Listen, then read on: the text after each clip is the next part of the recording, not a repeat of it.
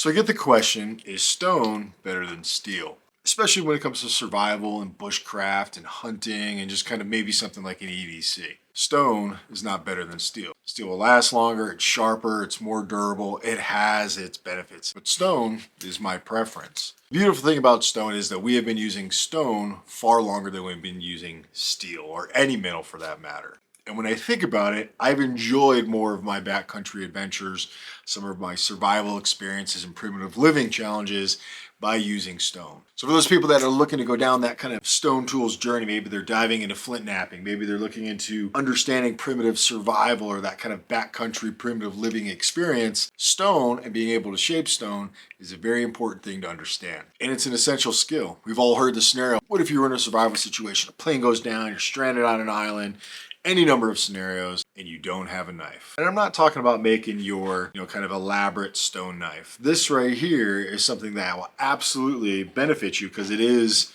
in that knife form. What if you don't have the skills or you have the knowledge or the time to make something like this?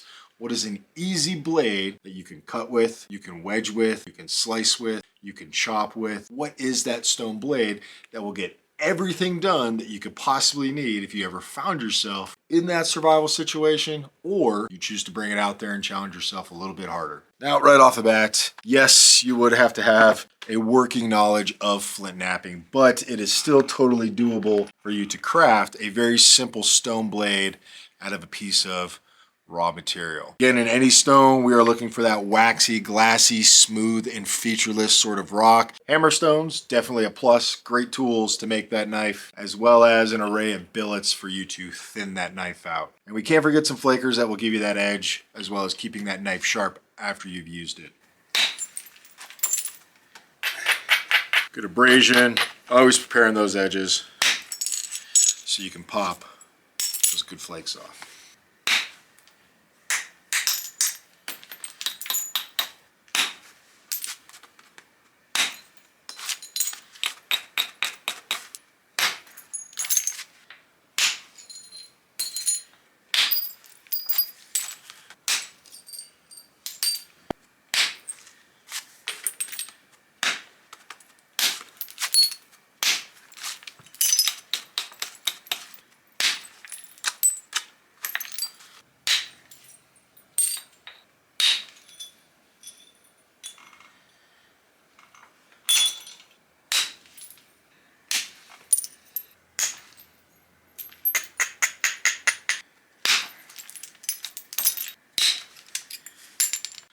And even after maybe 10 minutes of napping, I've already taken that piece, starting to thin it out because I want this to be able to fit smoothly in the hand.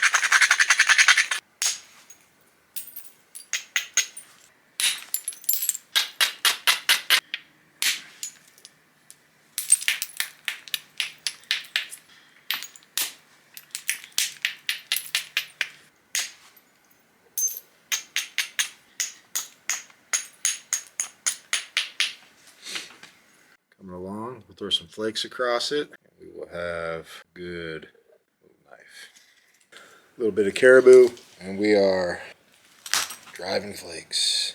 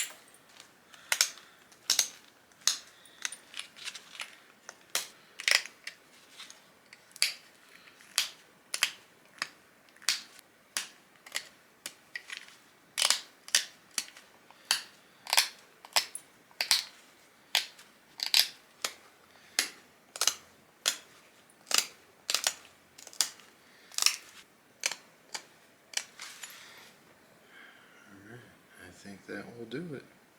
Now, just like this one right here, I make them by the hundreds.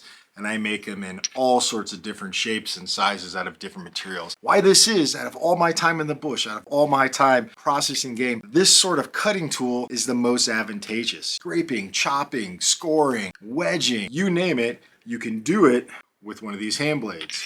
Even if you have a nice solid piece of stone, you want to work it into kind of that flake's natural profile. 360 degrees, feels good in the hand with multiple sides. I have the ability to do a lot of different tasks with this style of blade. More importantly, you can take this and then haft it into any sort of axe.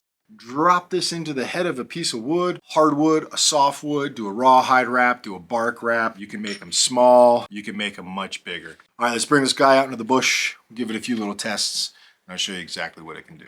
Any hand blade held in the hand is a great tool, obviously for cutting all sorts of grass, for bedding, or you're gonna make some sort of ground mat or use it some sort of thatching, maybe on a roof. Cutting grass is very easy. You're pulling on the grass, sweeping with the blade, cutting it off nice and easy. Now you might think to yourself, why don't I just pull the grass out? Well, you could. You get lots of roots, you get lots of dirt. That creates unnecessary kind of waste. More importantly, that grass can grow back. Scoring around a tree and then pressure braking is kind of one of those things that anybody should know how to do. Scoring around a tree with a hand blade, it's an easy score, especially on greenwoods. On more of your hardwoods, when it's still in that kind of fresh state, it will take a little bit more effort, but it's totally obtainable and it's totally doable. Scraping bark, scraping hides, scraping anything. These edges on a hand blade will absolutely, without a doubt, allow you to scrape. It's just like the 90-degree spine on the back of your steel knife, on the edge of a hand blade. It's the same exact sort of concept. You can scrape, peel bark with your fingers, but scraping is a must with any blade that you have. Now, wedging is absolutely one of those totally doable. You can use that point, drive it into a section of that wood, and with some sort of soft hammer that's hard, like a hard piece of wood or just a piece of wood, you can split open a piece of wood. Why you would want to do this is simply you're looking to get to the dry parts, to maybe create a hand draw friction fire set, or you're looking to really, you've come across an environment where it's a little bit wet and you're looking to get to the inside of a wood where you're going to be building a fire and you're trying to get to that dry wood. But wedging, using that hand blade like a wedge, makes sense, totally doable. And even using the cutting edge to cut fireboards, cutting notches in fireboards, putting your divots in there. Using the tip of that hand blade, that's why I always recommend to have that little bit of a teardrop profile. It allows you to put that divot in for a friction fire set. It allows you to cut that notch where all that vital black dust is going to accumulate and burst into a coal. But you can do the fine crafts, something like cutting a notch and a divot in a fireboard. And you can also chisel with it, or what I call chiseling, where you're using the blade up against a larger tree to start chiseling out wood, just like you would with an axe if you were to swing it. This is where you're placing that blade, hitting it with some sort of mallet, hitting it with some sort of billet, and you're chiseling. You're popping pieces of wood out. You're using the cutting edge of the stone knife up against that soft material. Let's just say you need a bigger piece of wood for your ridge beam in a shelter. You can use that hand blade with a mallet or a billet of some sort and chisel it out and get it exactly how you need it. Similar to wedging, chiseling is just another one of those things that you can do with that hand blade. Is it better than steel? No. From a functionality purpose, steel will always kind of surpass stone. I still believe stone brings a lot of advantages. It allows you to understand your craft a little bit more. It slows you down. It allows you to focus in on what it is you are exactly doing. Taking in the precious amount of time you could devote to it, making your cuts right, making your scrapes necessary, and doing everything with intent and purposes. So from chiseling, wedging, scraping, cutting, slicing, chopping, a hand blade is a great tool to know how to make. But more importantly, if you're looking to employ a unique tool that can really do everything, it's a great thing to carry in your back pocket, carry it in a little lanyard around your neck. Now, where you can get your own hand blade, well, one, learn how to flint knap. I got lots of videos on here that can show you how to do it. Learn how to make those basic tools. Two, I sell hand blades on my site, but more importantly, there are a lot of flint knappers out there that make these sort of blades, hand blades. Go online, social media, YouTube, TikTok, whatever the case may be, seek them out and say, hey, I'm looking for a palm-sized little teardrop hand blade, looking to do some primitive skills with it. Can you make me one? So, is steel better than a stone? Absolutely. Will stone last longer? For millions and millions of years. All right, that's all I got. Appreciate you watching. I'll see you in the bush.